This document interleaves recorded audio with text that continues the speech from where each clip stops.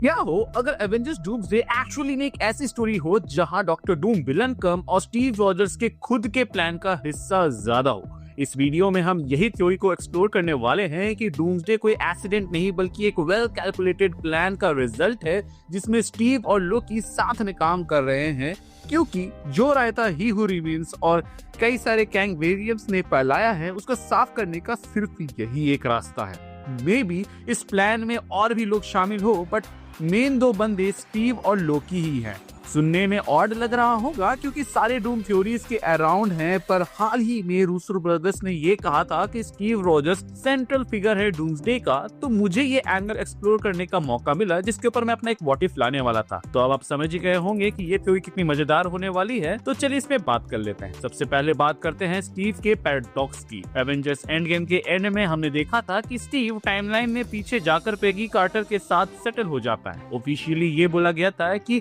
ये हमेशा से वही टाइमलाइन थी, लेकिन लॉजिकली देखा जाए तो एक ही रियलिटी में दो स्टीव का एग्जिस्ट करना एक मैसिव ग्लिच है। एक स्टीव आइस में जम के 21st सेंचुरी में उठता है, वही दूसरा स्टीव पेगी के साथ 70s में अच्छे से जी रहा होता है। अब सोचो इन दोनों वर्जन्स का एग्जिस्टेंस, उनके चॉइसेस, उनकी प्रेजेंस, ये सब टाइम के फ्लो को कितना अल्टर कर सकते हैं। और फिर आता है थर्ड पैराडॉक्स, उनका बेबी जो कि स्टीव प्लस पेगी का बच्चा है। एक ऐसा बच्चा जो एक सोल्जर के डिसीजन का लिविंग प्रूफ है।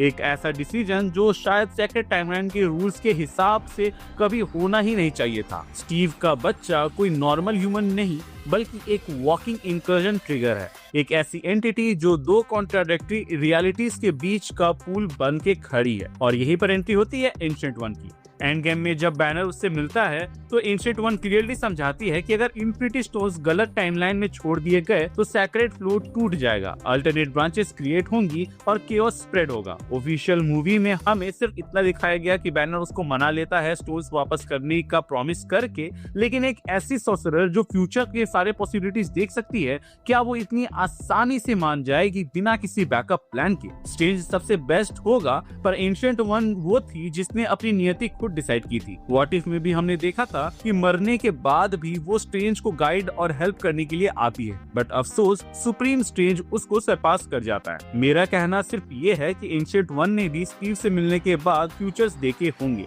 और शायद तक उसने कुछ गड़बड़ देखा होगा और उसके हिसाब से उसने प्लान बनाया और स्टीव को कहा कि भैया तुम वापस अपने टाइमलाइन में जाने छोड़ के पास्ट में पेगी के साथ रहो, क्योंकि वो एक ग्रैंड प्लान का हिस्सा बनेगा। अब स्टीव ने एंशिएंट वन की बात को मानकर पेगी के साथ तो जिंदगी बिता ली और उसी का ग्लिम्स हमें देखने को मिला डूम्सडे के पहले ऑफिशियल टीजर या फिर कई ग्लिम्स के अंदर। अब एंशिएंट वन के कहने से ही सब होगा ये जरूरी नहीं, बल्कि एक अल्टरनेट टाइमलाइन जहां स्टीव जाकर रहा एंड बच्चे पैदा किया, इसमें लोकी का बहुत बड़ा हाथ हो सकता है, क्योंकि अगर वो ना होता तो जिस भी टाइमलाइन में स्टीव जाता तो वहां वो पकड़ा जाता टीवीए द्वारा। अब लोकी सीरीज के एंड में हम देख चुके हैं कि सेक्रेट टाइमलाइन का टी टाइप स्ट्रक्चर वो हैंडल कर रहा है और मल्टीवर्स के इनफाइनाइट ब्रांचेस को वो एक न्यू शेप दे रहा है, जहां लोकी बेसिकली गॉड ऑफ स्टोरीज बन चुका है और यहाँ वो नैरेटिव्स को कंट्रोल करता है इंस्टेड ऑफ पावर।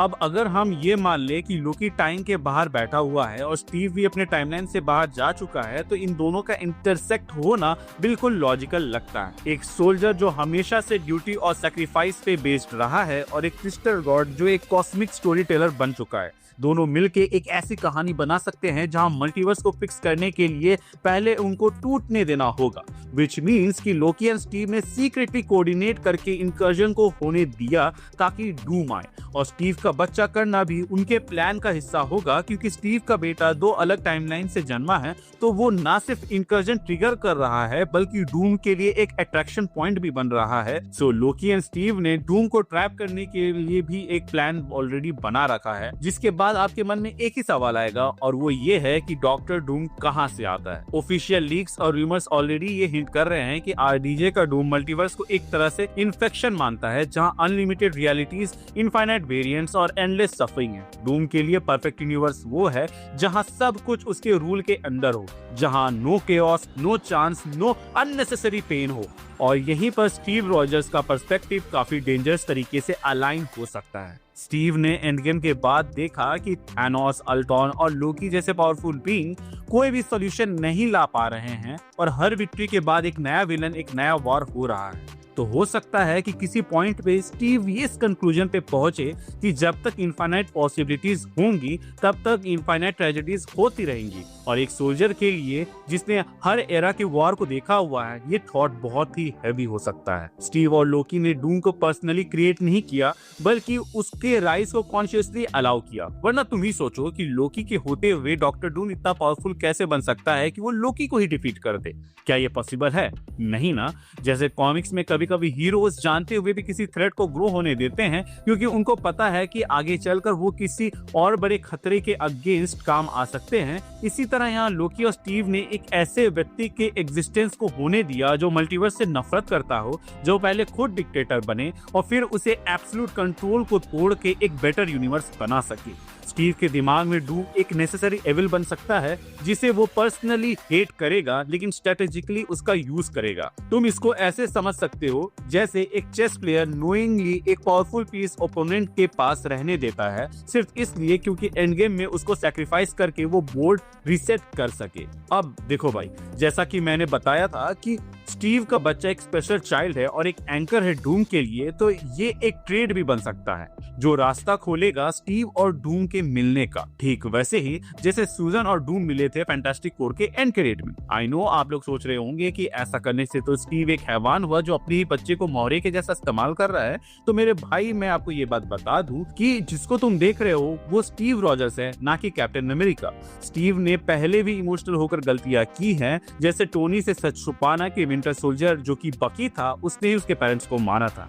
यहाँ भी पहले स्टीव लोकी का साथ देगा, पर जैसे ही डूम का मास्टर प्लान सुनेगा वो उसके साइड हो जाएगा ताकि डूम जीते और लोकी हार जाए। पर जब स्टीव डूम के बैटल वर्ल्ड को देखेगा और उसको एहसास होगा कि उसका डिसीजन कितना गलत है, क्योंकि यहाँ फ्रीडम है ही नहीं, तो फिर वो बैकग्राउंड में डूम के अगेंस्ट प्लॉट करेगा और अपनी एक नई टीम बनाएगा जो कि हमें सीक्रेट वॉर्स में देखने को मिलेगी। अगर एमसीयू सच में इतनी गट्सी राइटिंग को दिखाए तो स्टीव रॉजर्स का कमबैक सिर्फ सिंपल नॉस्टैल्जिया बेट नहीं रहेगा, बल्कि वो एक ऐसा मास्टरमाइंड बन जाएगा जिसके बारे में किसी ने सोचा भी नहीं होगा।